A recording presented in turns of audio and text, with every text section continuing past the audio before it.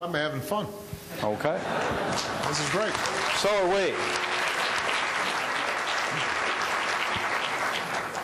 Mr. President, Tom Price, Georgia.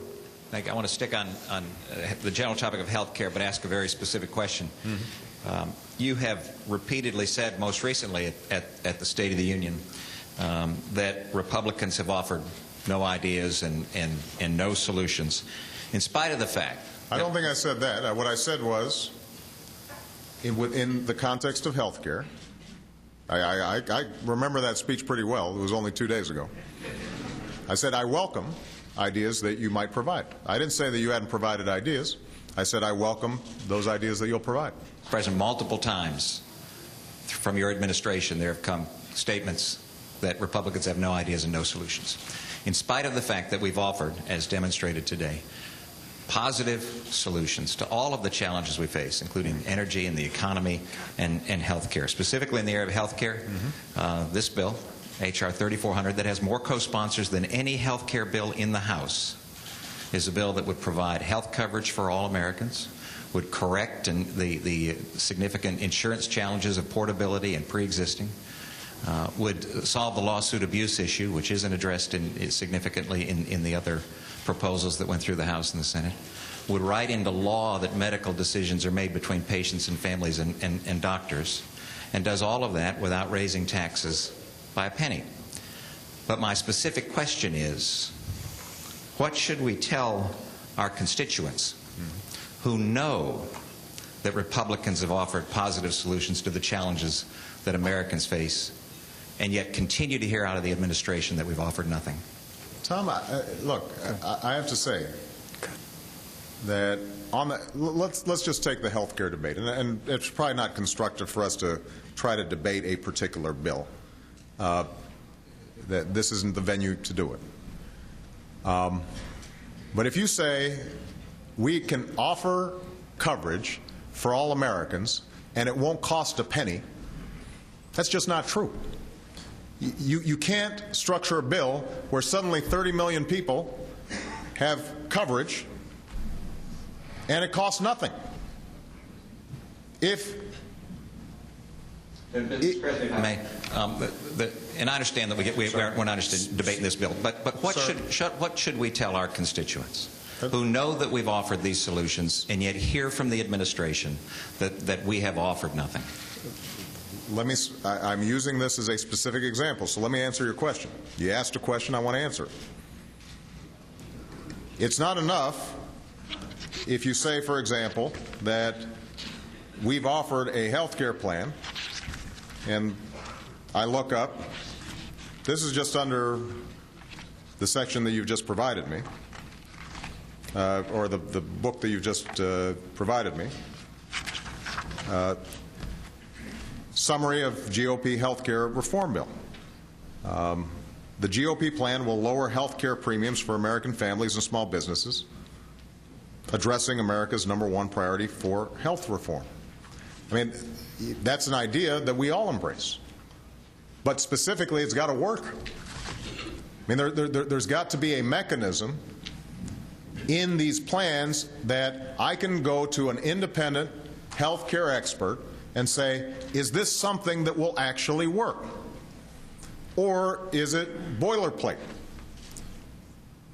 You know, if I'm told, for example, that the solution to dealing with health care costs is tort reform, something that I've said I am willing to work with you on, but the CBO or other experts say to me, you know, at best, this could reduce health care costs relative to where they're growing by a couple of percentage points, or save $5 billion a year.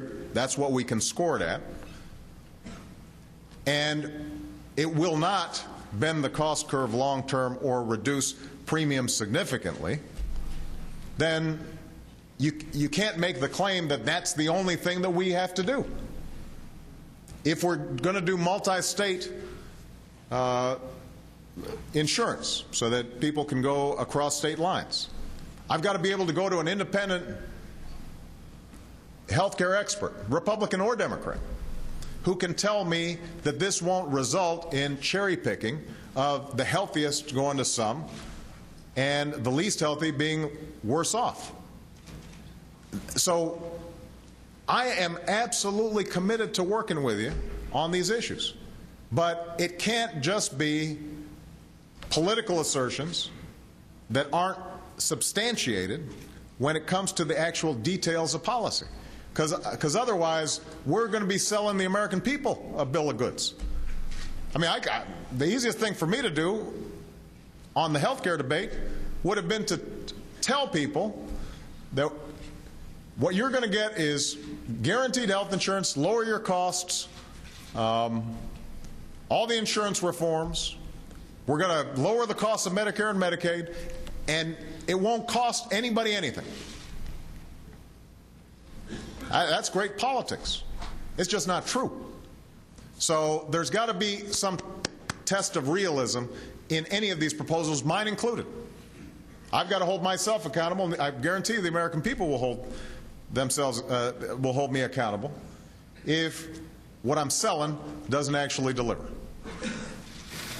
Mr. President, a point of clarification. What's in the Better Solutions book are all the legislative proposals So I understand. that were I've offered actually read your bills. throughout 2009. I understand. And so rest assured the summary document you received is backed up by precisely the kind of detailed legislation that Speaker Pelosi and your administration have been busy ignoring for 12 months. Right.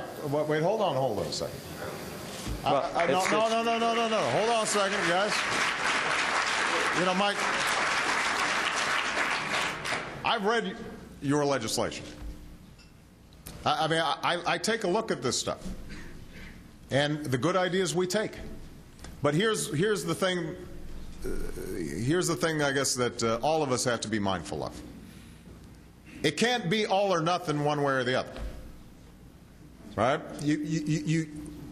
And what I mean by that is this. If we put together a stimulus package in which a third of it are tax cuts that normally you guys would support,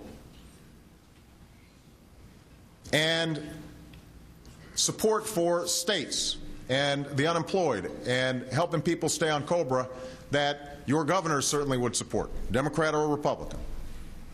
And then you've got some infrastructure, and maybe there's some things in there that you don't like in terms of infrastructure, or you think the bill should have been $500 billion instead of $700 billion, or there's this provision or that provision that you don't like. If there's uniform opposition because the Republican caucus doesn't get 100% or 80% of what you want, then it's going to be hard to get a deal done. That's because that's not how democracy works. So my hope would be that we can look at some of these component parts of what we're doing, and maybe we break some of them up on different policy issues. So if the good congressman from Utah has a particular issue on lobbying reform that he wants to work with us on, we may not be able to agree on a comprehensive package on everything, but there may be some component parts that we can work on. You may not support our overall jobs package, but if you look at the tax credit that we're proposing for small businesses right now, it is consistent with a lot of what you guys have said in the past. And just the fact that it's my administration that's proposing it shouldn't prevent you from supporting it. That's my point. Thank you, Mr. President. Peter Roscoe from the great state of Illinois. Oh, Peter's an old friend of mine. Hey, Mr. President. Peter and I have had many debates. Well, this won't be one. Mr. President, I heard echoes today of the state senator that I served with in Springfield, and there was an attribute and a characteristic that you had that I think served you well there. You took on some very controversial subjects. Death penalty reform. You and I negotiated on it. Yeah. You took on ethics reform. You took on some big things. One of the keys was you rolled your sleeves up, you worked with the other party, and ultimately you were able to make the deal. Now, here's an observation. Over the past year, in my view, that attribute hasn't been in full bloom. And by that I mean you've gotten this